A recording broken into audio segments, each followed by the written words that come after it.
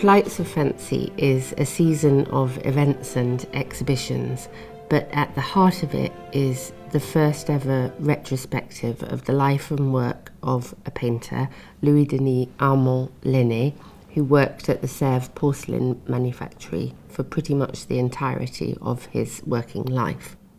He was born in 1723 and died in 1796, and he specialised in painting birds.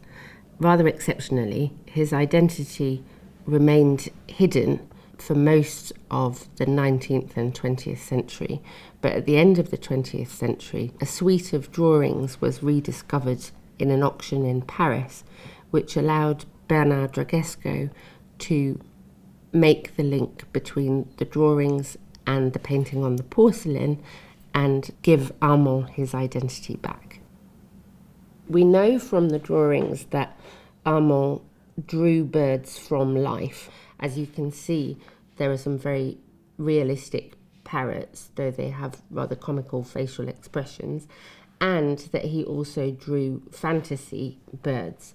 What you can sometimes see is that he takes a real bird as the base and then gives it a rather fabulous headdress and outfit. So this bird here corresponds more or less directly to this bird here, but with extra feathers.